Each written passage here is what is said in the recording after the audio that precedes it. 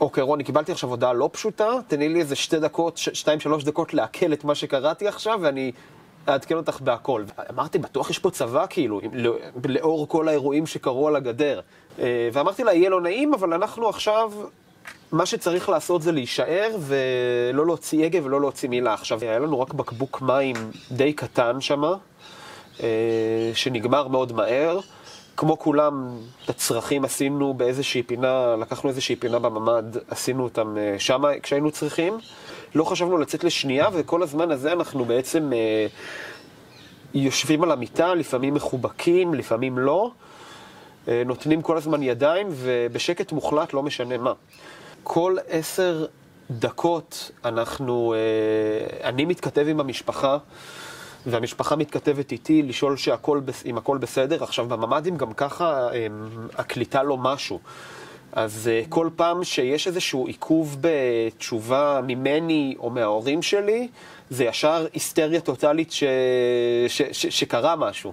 כבר ב7:30, 7:45, אם אני לא טועה, מגיע אלינו הודעה במקומי, לא מהצוות צחי של היישוב, אלא אחת מחברות הקיבוץ שיש לה הרשאה לכתוב שמה, כותבת מחבל במדרגות של משפחת איקס.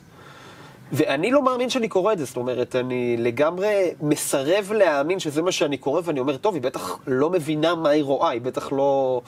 אבל לאט לאט מתחילים להגיע עוד ועוד הודעות כאלה מהקיבוץ, ובקבוצות וואטסאפ של חברים.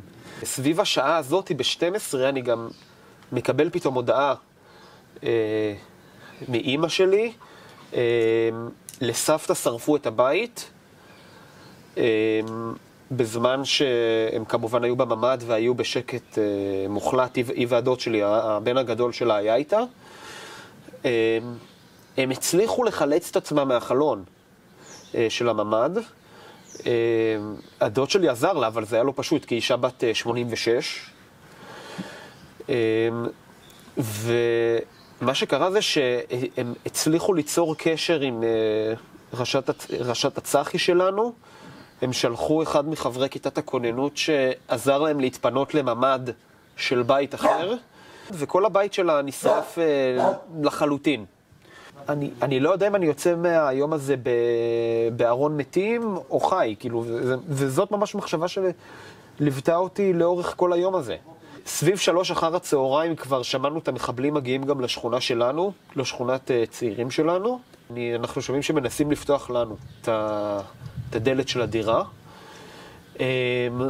המזל, באמת מזל גדול שלנו היה זה שהם פשוט התייאשו אחרי איזה כמה פעמים ועזבו אותנו. אני באמת פשוט מחוסר אונים מתחיל לכתוב גם במקומי. ולשמחתי ההרשאה שלי לא נחסמה. אין לי מושג איך, אבל איכשהו ההרשאה של כולם בכוונה הקיבוץ חסם כדי שלא יהיה כאילו... שלא יתחיל שם ההיסטריה. פשוט כותב ירי בשכונות הריישים, קוראים לזה ריישים כי ככה סוג הבתים נראה, בשכונת הריישים של הצעירים, להגיע דחוף, ואני כותב עוד הודעה כזאת כעבור איזה 10 דקות, וככל שאני ממשיך לכתוב את ההודעות האלו, אני מתחיל לקבל לאט לאט בטפטוף כזה, אתה יכול בבקשה לכתוב שבשכונה הזאת אני שומע או שומעת ירי. ולאט לאט מהודעות כאלה זה גם מתגבר להודעות של אנשים או בני או בנות קיבוץ שלא נמצאים כרגע בקיבוץ, אבל המשפחות שלהם כן, ומבקשות ממני לכתוב, כאילו, מה המצב איתם. אני גם מתחיל לקבל עוד הודעות מחברים קרובים שזה כבר הודעות שהן אפילו עוד יותר קשות. זאת אומרת, ההורים שלי בממד הם כבר מתקשים לנשום, המחבלים ספציפית הם עלו על הגג של הבית שלהם בבקשה שמישהו יבוא לחלץ אותם. אני מבין שאם אני מתעסק בזה, איכשהו זה נותן לי, את יודעת, איזושהי שליטה על האירוע ולפחות תחושה שאני עושה איזה משהו.